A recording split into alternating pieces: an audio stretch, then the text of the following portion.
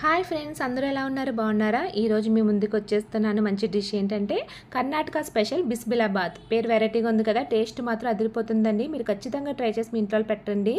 ఫిదా అవ్వాల్సిందే అందరూ. తయారీ విధానం ఏంటో చూసేద్దామా? వచ్చేయండి. మరి ఇంకెందుకు ఆలస్యం, ముందుగా కప్పులోకి 1 కప్పు రైసు, అలాగే 3/4 కప్పు వరకు కందిపప్పు తీసుకున్నానండి. ఇదిగో ఈ కప్పు తీసుకున్నాను నేను. మీ దగ్గర ఏ కప్పు ఉంటే ఆ కప్పు తీసుకోండి.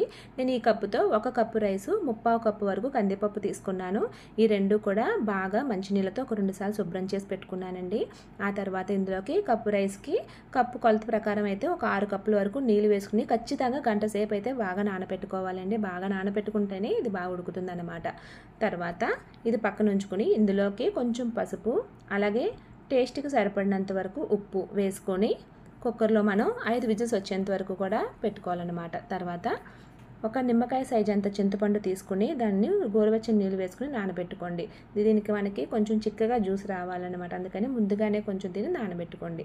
తర్వాత స్టవ్ వెలిగించుకుని ప్యాన్ పెట్టుకుని 1/2 కప్పు వరకు ధనియాలు వేసుకుని మంచి అరోమా వచ్చేంత వరకు కూడా ఫ్రై చేసుకుని ఒక బౌల్లోకి సపరేట్గా తీసుకోండి. తర్వాత ఒక 6-7 ఎండుమిర్చి కూడా వేయించుకొని పక్కన పెట్టుకోండి. తర్వాత 2 దాల్చిన చెక్క ముక్కలు, 6 లవంగాలు, 1/2 స్పూన్ వరకు మిరియాలు వేసుకొని బాగా డ్రై రోస్ట్ చేసుకుని ఇది కూడా సెపరేట్గా ఉంచుకోండి. తర్వాత 1/2 స్పూన్ మెంతులు, 1/2 స్పూన్ జీలకర్ర, 1 స్పూన్ ఎండు కొబ్బరి ఇది కూడా డ్రై రోస్ట్ చేసుకుని పక్కన పెట్టుకోవాలి.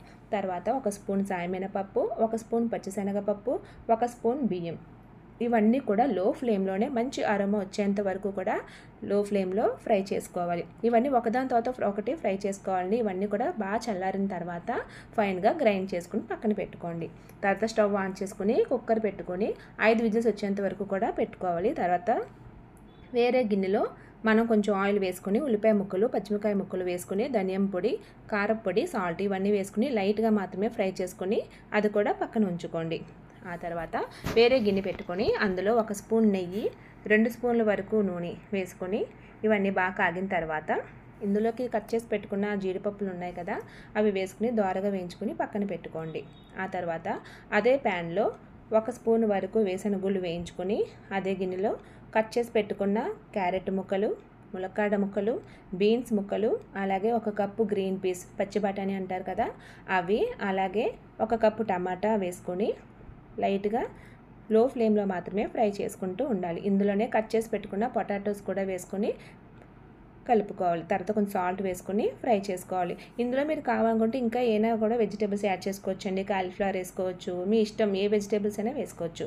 తర్వాత ఇవి మునిగేంత వరకు కూడా కొంచెం వాటర్ వేసుకొని ఒక 10 నిమిషాలు లో ఫ్లేమ్లో ఉడికేంత వరకు కూడా మూత పెట్టుకుని పక్కన ఉంచుకోండి. ఇదిగో 10 నిమిషాలు అయిపోయిన తర్వాత చూస్తే ఇలా ఉంటుందన్నమాట. ఇలా అయిపోయిన తర్వాత ముందుగా మనం ఫ్రై చేసి పెట్టుకున్న ఉల్లిపాయ ముక్కలు ఉన్నాయి కదా, అవన్నీ కూడా ఇందులో వేసుకుని బాగా కలుపుకోవాలండి. ఇవన్నీ కూడా లో ఫ్లేమ్లో చేసుకుంటేనే మనకి వెజిటేబుల్స్ అన్నీ కూడా లోపల వరకు బాగా ఉడుకుతాయి అన్నమాట. హై ఫ్లేమ్లో మాత్రం పెట్టుకోవద్దు, లో ఫ్లేమ్లో పెట్టుకోండి. ఆ తర్వాత మళ్ళీ ఇంకొంచెం 1 గ్లాస్ వాటర్ వేసుకొని మూత పెట్టుకొని 80 to 90% వరకు కూడా వెజిటేబుల్స్ అన్నీ బాగా కుక్ అయ్యేంత వరకు కూడా ఉంచుకోవాలి. ఇదిగో నేను మూత తీసి చూస్తే ఇలా ఉందన్నమాట. తర్వాత మనం పౌడర్ చేసి పెట్టుకున్నాం కదా, ఆ పౌడర్ అంతటిని కూడా ఇందులో వేసుకోవాలి. మీకు ఎక్స్ట్రా ఉంటే దీన్ని కంటైనర్లో ఉంచుకుని కూడా మీరు తర్వాత యూస్ చేసుకోవచ్చు.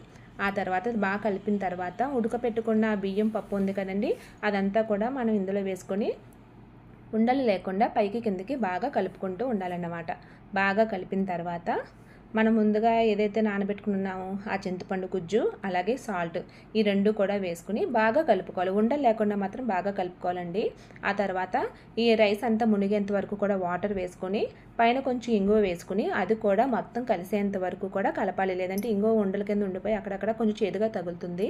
అందుకని బాగా కలుపుకోవాలి. ఆ తర్వాత చివరిగా కొత్తిమీర వేసుకొని ఒక 5 నిమిషాలు కుక్ చేసుకుంటే అంతే, బిస్మిలాబాత్ రెడీ. చాలా బాగుంది కదండి ప్రాసెస్. టేస్ట్ మాత్రం అదిరిపోతుంది. మీరు ఖచ్చితంగా ట్రై చేసి మీ ఇంట్లో పెట్టండి. వచ్చిన తర్వాత కామెంట్ ఎలా ఉందో కూడా నా కామెంట్ బాక్స్లో కామెంట్ చేయండి. నా ఛానల్ ఫస్ట్ టైం చూసినట్లయితే ప్లీజ్ సబ్స్క్రైబ్ చేయండి, అలాగే లైక్ చేయండి, షేర్ చేయండి. మరిన్ని వీడియోస్తో మీ ముందుకు వచ్చేస్తాను. ఓకేనా? మీ సపోర్ట్ నాకు చాలా అవసరం, అలాగే మీ లైక్ కూడా నాకు చాలా అవసరం. Thank you. Bye, take care.